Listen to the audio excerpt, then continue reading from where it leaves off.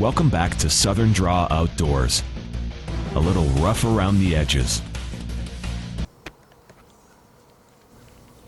Now when we left off, we were on a predator hunt. Let's get back in the stand and see how this thing turns out.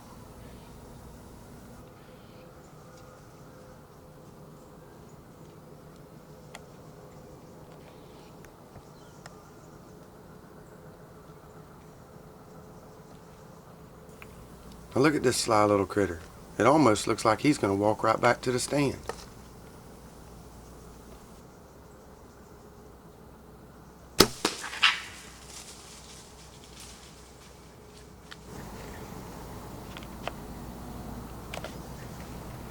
That's pretty cool.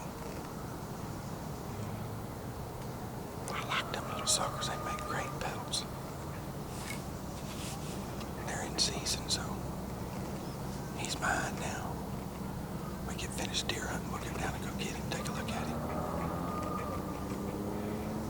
I thought he was looking to climb the tree with us.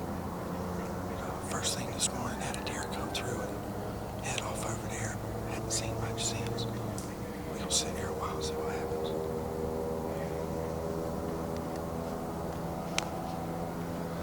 Okay, let's see. Now, a lot of folks look at those foxes and say, oh, they're so pretty and all this, that, and the other. Well, they're not going to be all that pretty if they get into that boom and bust cycle. If people don't go in and take the responsibility to manage all of the animals, not just the deer or the hogs, but all of your animals that you have on your property. I checked out my arrow. Right over there's where I shot him. Check this out. He didn't go 20 yards. Seems what I've done.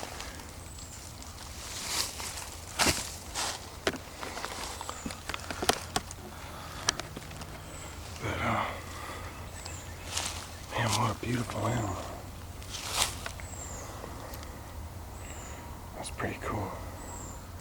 Tore him up real good.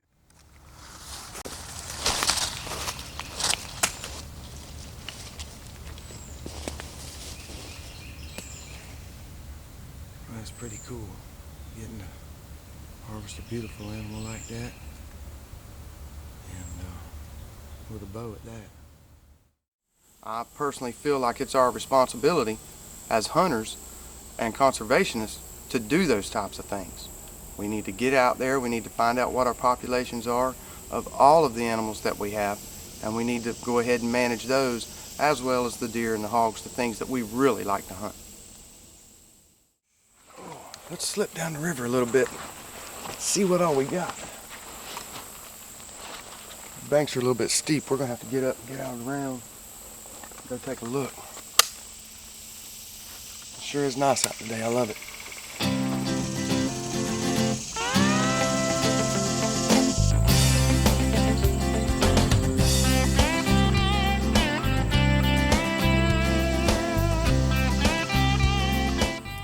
That, my friends, is a banana spider.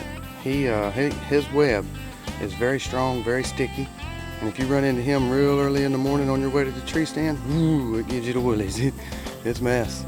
It's a mess, and it's hard to get off of it because it's so sticky and stringy. Try to avoid them if you can.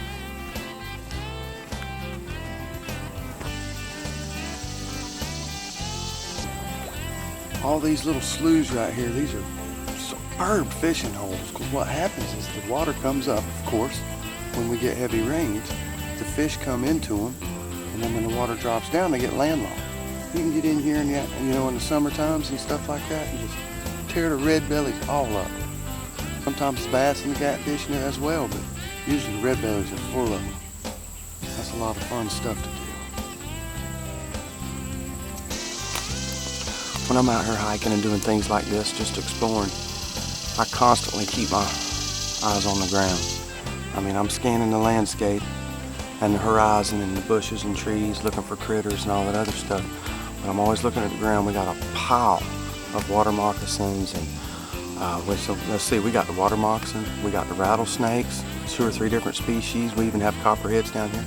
So I'm always scanning and looking around, seeing what I can see in the brush underneath my feet and what's coming up ahead of me.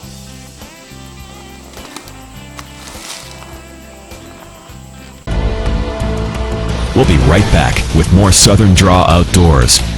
A little rough around the edges.